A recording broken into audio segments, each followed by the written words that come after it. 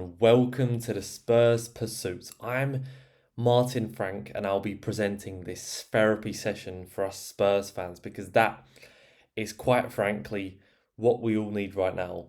No pun intended.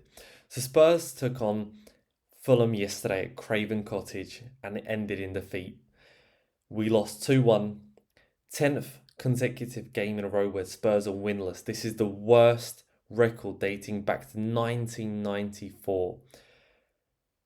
And it is very, very dark times for Tottenham Hotspur, who find themselves in a relegation battle. The only reason we can remain slightly positive is just one. Teams from 13th to 19th all dropped points yesterday. Not yesterday, during the weekend. And that relieves some pressure because we are back to point one. We are back to point A after this game week. We are very, very fortunate that Nottingham Forest lost to Brighton, and we are very fortunate that West Ham faced difficult opposition in Liverpool. And there are a few things I would like to talk about today. Tudor, deeper issues, and the performance itself. So we will start with the latter. And already 1 hour before kickoff, Spurs fans were not the most comfortable with the lineup Igor Tudor had picked because it consisted of a few names that struck Spurs fans as a surprise, myself included. And that is exactly how the performance went on. So let me explain. Igor Tudor had selected Archie Gray. We saw there was no Jed Spence in the team. And judging by the lineup, we all knew where Archie Gray was most likely going to play. Secondly, it was the inclusion of Conor Gallagher once again, and it proved to cost us dearly. So, Igor Tudor is trying to play what he deems the best individual players and trying to mix them in a starting 11. However, he's putting square pegs in round holes, and that was perfectly said by Alasdair Gold on his video today. So check that out if you haven't. He is fantastic with the way he speaks about Tottenham Hotspur, giving the best insight. And that is genuinely what it was from Igor Tudor. He decided to revert to a back four, which is a surprise because Igor Tudor loves to play a back three system. And he went for the classic 4-4-2. However, there were a few major issues there. First of all, Archie Gray at left back. It is an understatement to say that he struggled because he was miles off it, although he did get an assist. And I want to discuss Archie Gray very quickly. I don't want to dive too deep into him. He's a 19-year-old youngster who is extremely talented. We can all see that. However, is he ready to be a regular starter for Tottenham Hotspur? No, he isn't. And yes, he is being played out of positions. However, his individual quality is not as good as is hyped up. Let's just say that much. If Archie Gray didn't have the international tag of England, if Archie Gray wasn't a 19-year-old coming from Leeds, the pressure on him would be much, much bigger than it is. And that needs to be mentioned as well. That's the negatives about Archie Gray. The positives are that Archie Gray will always give you 100%. Always. Archie Gray will puff and puff when needed, and that was seen when he was playing right mid at that stage of the game, and he managed to get an assist with a lovely floated cross for Richarlison to head home. That's the only positive we can take away from that game. Moving back into that 4-4-2 system, Conor Gallagher was being played as a right midfielder, which was already tried by Thomas Frank. Yes, it worked under Thomas Frank, where Conor Gallagher managed to get 2 assists in that Manchester City 2-2 draw. However, yesterday he was miles off it. He decided to finally play Palhinha in midfield. Palhinha had a shocker of a game, that also needs to be said. He has been one of our best players. However, yesterday he was appalling.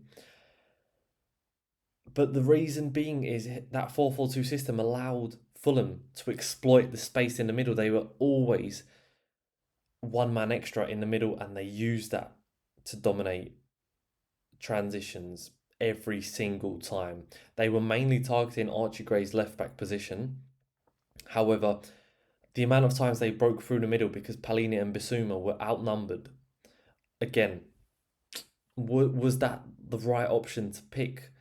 No, it wasn't.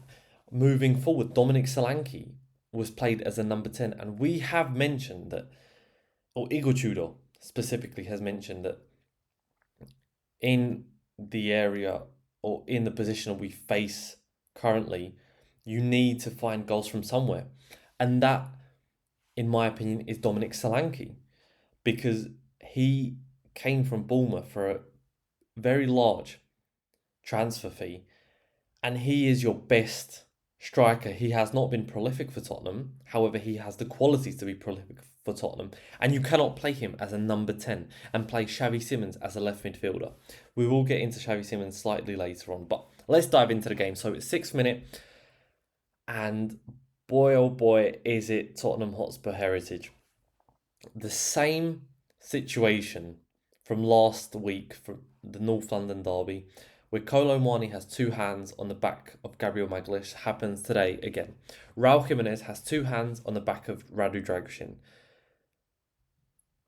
The same situation, both attacks end up in the back of the net. You wouldn't guess which one was awarded as a goal, and you would never, ever, ever guess which one was awarded as a foul. There is no difference in the situation from Kolo Muani putting his hands on the back, not using excessive force, and there is no difference between Raul Jimenez using both his hands on Radu Dragusin's back, meaning he's unable to retreat back into his position where Harry Wilson scores. If you ask me if that's a foul, no. In my opinion, that is not a foul. I'll sound quite controversial. I didn't believe Hugo Ekitike's two hands on Romero was a foul. However, that's not my issue. That's the issue of VAR and the rules in the Premier League and the lack of consistency, because I don't believe Kolo Muani's was a foul, nor do most Spurs fans. So the only reason Spurs fans are claiming this is a foul is because they saw that given last week by Peter Banks. And Peter Banks, to go on Sky Sports and defend the situation and defend the decision is ridiculous. And the fact that it was not overruled by VAR is also ridiculous, because where is the consistency? Yesterday, it didn't matter. It didn't matter because as the game went on, Spurs never looked likely to score. Spurs never looked likely to take initiative of the game. Spurs were never in control of proceedings. Spurs were never in control of the game by any stretch of the imagination. And that Alex Iwobi goal from the 32nd minute or whatever minute it was the reflection of the whole game. It was one of the worst goals imaginable from a defensive point of view. It was a fantastic strike, but the amount of space that Alex Iwobi was given from the edge of the area, we blame Thomas Frank for this week in, week out. There is a new manager here and the same goal happens. The lack of enthusiasm from Xavi Simons, from Archie Gray, from Mickey van der Ven, from Yves Bissouma to put pressure on the players of Fulham. There was nothing there. There was no passion. There was no desire to defend your box. There was no desire to win the ball back. It was so passive. And yes, we went man to man. But what is the issue? What is the purpose of going man to man with someone when you are not committing, when you are not being aggressive? It is extremely pointless. So that goal from Alex Iwobi is a fantastic strike. But once again, you are allowing someone affiliated with Arsenal to ruin the club. And I'm not speaking about the board yet, and we will get to that, hopefully, in this video. So Spurs find themselves 2-0 down at half-time, 0 shots on target. We enter the second half, no changes made. However, Igor Tudor, I will praise him for, he was much faster on the substitutions than Thomas Frank ever was during his time at Tottenham Hotspur. And that paid dividend because he took off Xavi Simons, who... Now we can touch upon him. He is our new superstar. He has taken the number 7 from Heung-min Son. A big, hefty summer transfer fee, the profile of the player. He has not lived up to the expectation. It was the defence of he hasn't adapted. Okay. We are currently now in March. He has almost played a full season, a full Premier League season of football. And there has been one or two games where he has stood out. Manchester City at home and Brentford at home, where he got 2 goals. Other than that, he doesn't score and he doesn't assist. He doesn't create. Some of his decisions on the ball are atrocious. Some of the times he tries to take it on himself, which is great, but not in the instances he is doing it in. The amount of times he is unable to pass a basic pass and lose possession for us. Xavi Simons in the Champions League has been phenomenal. He has been fantastic. Every single Champions League game he has started, he has been the difference maker. He has produced chance after chance, either for himself or for his teammates. In the Premier League, he is for some reason not able to do that. And that can go for the majority of players, that in the Champions League they're able to perform to a certain standard, Vicario included. And in the Premier League, they are a shadow of themselves. And some of the games being a few days away from each other. So there is serious issues going on, not just with the confidence, because if you don't have confidence, you are unable to play on the big stage of the Champions League. So there is a deep issue. Is it motivation as well? There is not just confidence that Igor Tudor stated in his post-match, that everything is about confidence. It's always confidence. And when he was asked how he changes that, he sort of confronted the reporter. Okay, you tell me. It doesn't completely work like that. I don't believe it's just the confidence. I believe there is a certain element of motivation as well, because these certain players are performing to high standard in the Champions League, but they are unable to take that initiative into the Premier League. So there is clearly a deeper issue there as well. So Xavi Simons was taken off, if I'm not mistaken. Colin Mwani was taken off, and he huffed and puffed, and either he was outmuscled or he fouled. That was his whole performance. And someone else was taken off. I do apologise. I cannot remember who else was taken off, but the fact Dominic Solanke lasted the whole game is absolutely insane. He has been poor. He has been so poor recently. But we had that fresh energy come on. Matisse Tell was phenomenal. He must start against Crystal Palace. He wasn't phenomenal, okay, I am absolutely stretching, but he played with passion, he played with desire, he tried to make a difference, he tried to impact, and he was played in his natural position, which was a left wing. And yes, Matisse Tell has claimed that he's a striker. No, you are not a striker, you are a left forward. But yesterday he played at that left wing spot, and he tried. He tried, and there were a few instances where we actually got something out of it. If I'm not mistaken, I believe Sousa came on as well. And also Richarlison. And again, Richarlison is a player you need. Igor Tudor confirmed that. He praised Pedro Porro, Kevin Danso, and Richarlison, their presence, their energy, their fight. We need that going into the Crystal Palace game. So we got the goal back, and you expect, okay, maybe the momentum shifts. Suddenly Fulham are doubting themselves. This Tottenham team that hasn't won 9 in a row are suddenly 2-1, and they're back in it maybe. No, we didn't take any initiative, and the game finished with 1 shot on target. It's absolutely appalling. It's embarrassing. We never tested Bernd Leno. You could ask a neutral who was in goal for Fulham. They wouldn't know. They wouldn't know who was in goal for Fulham, because there was never any moment where Bernd Leno was caught on camera other than hoofing it up the field from a goal kick. He was completely anonymous. He could have literally not even been in that goal. That's how bad we were. We never got close to shooting on target. It's embarrassing. And Vicario's goal kick, I will mention now Vicario in comparison to Bernd Leno, because we have never had a goalkeeper this poor on the ball in my lifetime. Fraser Forster, the Christmas tree, was more comfortable on the ball than Vicario. That free kick that he took from his own half, that I don't know what he was doing, was atrocious.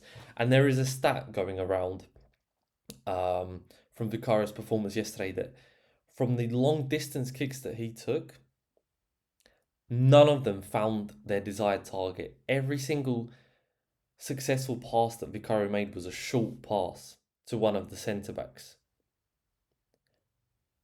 That is atrocious.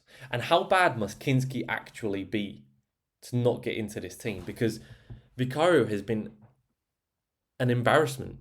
He has been an embarrassment. He has had the worst goalkeeping displays of the Premier League for Tottenham Hotspur in recent history.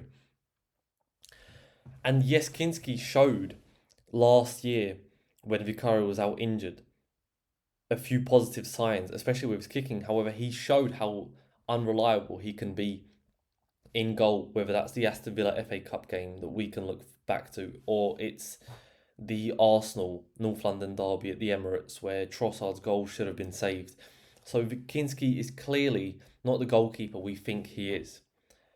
And it's a massive, massive issue. And Vicario, whilst he was out, he was reading books about Buffon. You know, he mentioned that in his documentary. I don't know if you've seen it.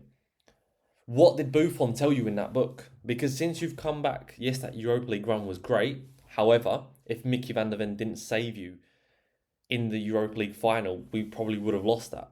And yes, you did make two amazing saves. Apart from that, your career at Tottenham, this season especially, has been atrocious. That Monaco game was fantastic. You gave us hope that this is what you can do.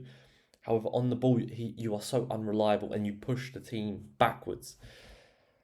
So that's my rant on Vicario. However, it's not just him. It really isn't. It's every single one of them that they cannot look themselves in the mirror. The only positive from yesterday was maybe Richarlison coming off the bench, scoring that goal and showing passion, showing fight, showing energy, trying to fight, trying to battle. When he scored and he's trying to get the ball of Calvin Bassey, you know, he's grappling Calvin Bassey, and Dominic Solanke is just standing there. He is just standing there. He's not defending his teammate. He's not trying to get the ball back with excessive force. He is just standing there defeated. And that is the mentality you want to take forward. Mickey van der Ven today, what did he do? Yes, he made that one foul that, you know, there was a player running right through us and Mickey van der Ven sliced through him. Good. Show some passion, show some energy. Palhinha did the similar thing. However, Palhinha, there is a video online, maybe you've seen it, maybe you haven't, where the ball is completely safe. Alex Iwobi stopped running from a poor Fulham throw-in. And Palhinha has all the time in the world, and his brain, his instincts are to slide tackle. And he slide tackles when he should just be playing a simple pass because there's no pressure on him. He's not slide tackling anyone. And he hoofs it up the field and he loses possession for us. So there is so much wrong. There are so many problems. And Igor Tudor mentioned that post-match, that the problems run much deeper. There are much deeper problems right now. He has got a massive job. And it wouldn't surprise me if Tottenham Hotspur end up with Ryan Mason with the final game of the season. If Igor Tudor fails to defeat Crystal Palace, Liverpool or Nottingham Forest, he is getting sacked. He is most definitely getting sacked. We can forget about the Champions League at the moment because we are in a relegation battle. And like I've already mentioned, the only reason we can be somewhat positive going into Thursday is because every single team from 13th to 19th dropped points during the weekend. That is the only reason. We are back to square one. We have had this weekend as a hit and miss. So back to Igor Tudor. I believe he has chosen a poor formation. He is not seeing issues that us as fans are seeing. You can't play Archie Gray at left back. You can't play Jed Spence at left back when you have Sousa there. I don't care how bad Sousa is in training, how unready he is, how unfit he is. He must start against Crystal Palace. Because what happened with Archie Gray again, and it's not Archie Gray's fault, you are naturally, as a right-footed player on the left-hand side, you are naturally going to enter the field, or you are naturally going to place the ball onto your right foot. And where are most of the players located on the field? In the middle of the park. The wing areas are where there are the least amount of players. So as a fullback, what you want to be doing is finding your winger in front of you, because he'll most likely be one-on-one with the fullback. You don't want to be entering into the field because that is where the pitch is overcrowded. But what does a right-footed left back do or a left-footed right back do? He automatically enters the middle of the field, and it ultimately kills off a lot of attacks because it either slows down play, it allows the opposition to get back into shape, or it means that he will play the ball into the middle where it is overcrowded and we are unable to progress down the wings. So that's a massive issue Igor Tudor should look at. Conor Gallagher, let's mention him. We haven't discussed him today. Conor Gallagher has been appalling since coming back or returning to London. What has he shown that guarantees him another start against Crystal Palace? What did he show in the North London derby that guaranteed him a start ahead of Pape Matar Sarr? Nothing. He is on £200,000 a week, and he is putting in performances that are diabolical. He is failing to do the basics. He is failing to do what he was brought in to do. And there are massive, massive issues right now for Igor Tudor to fix. And he has not had the desired impact we all thought he would have.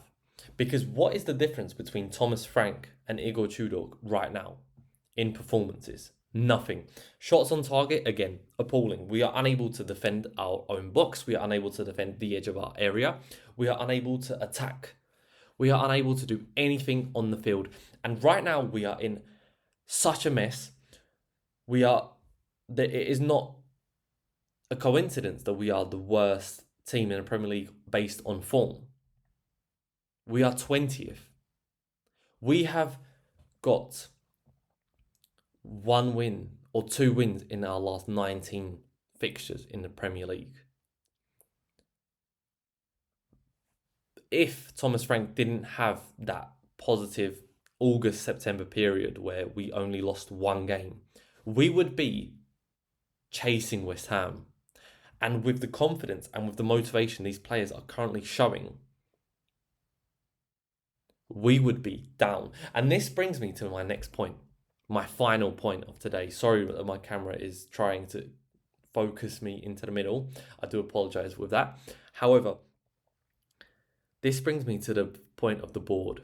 And they are the main reason we are in this situation. They are the main reason Archie Gray is being played as a left back. They are the main reason we are failing to even build a back three for Igor Tudor.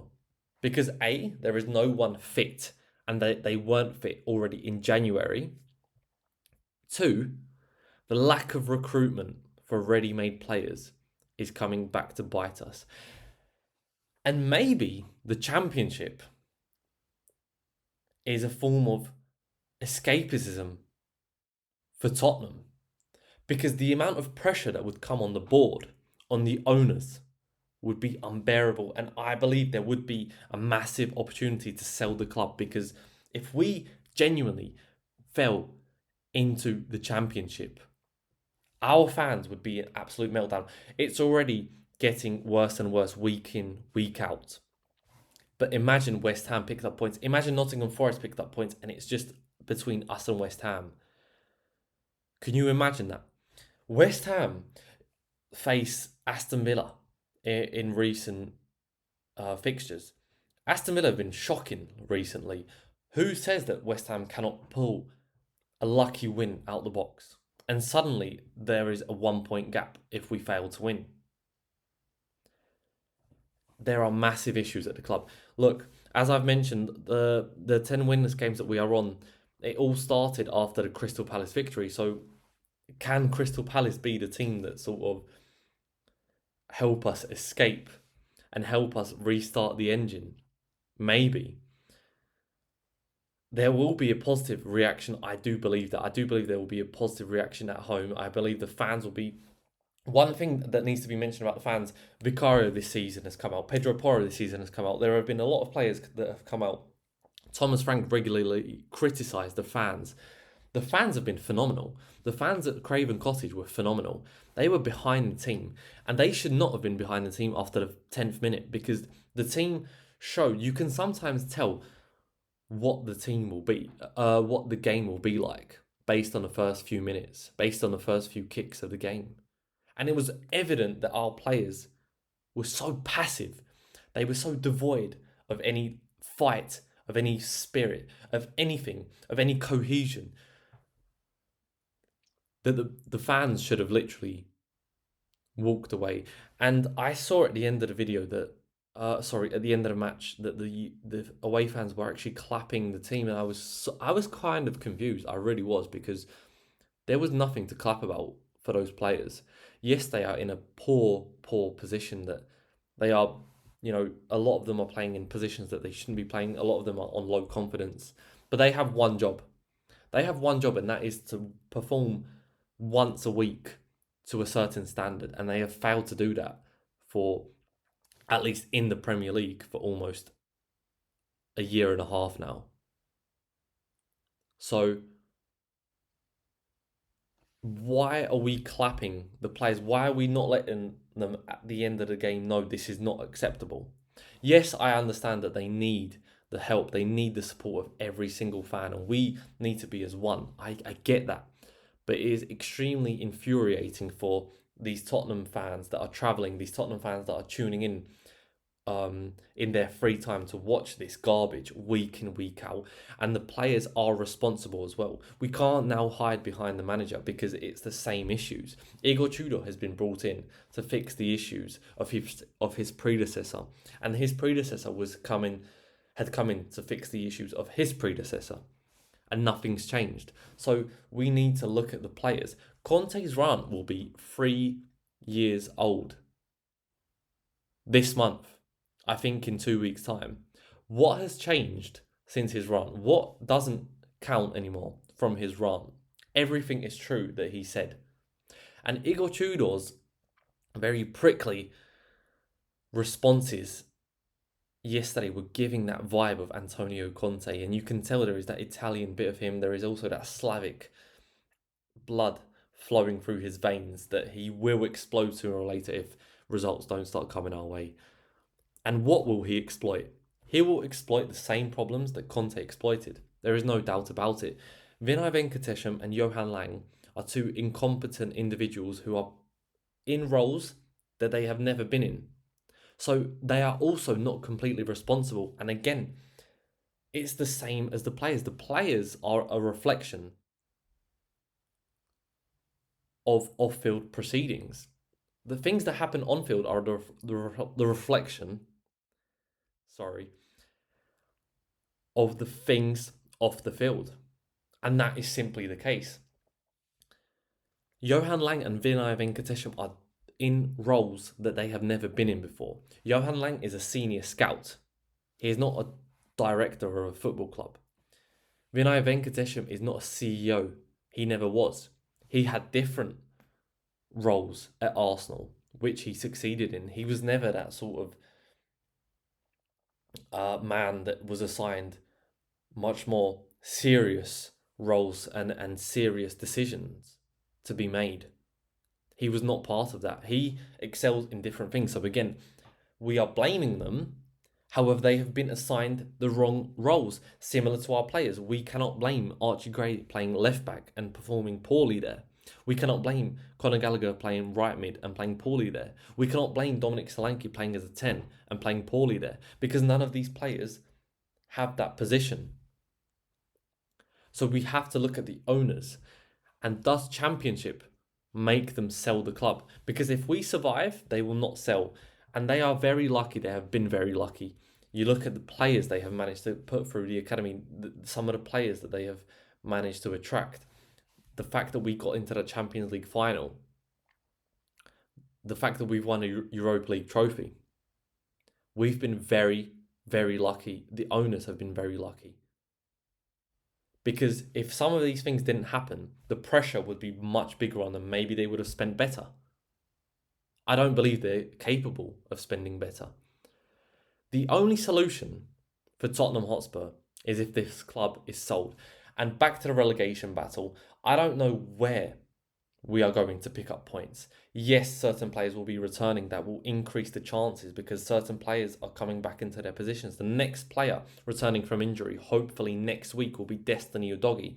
That elevates the performance, definitely. However, the next opposition in the Premier League will be Liverpool away at Anfield. We haven't won there for more than a decade.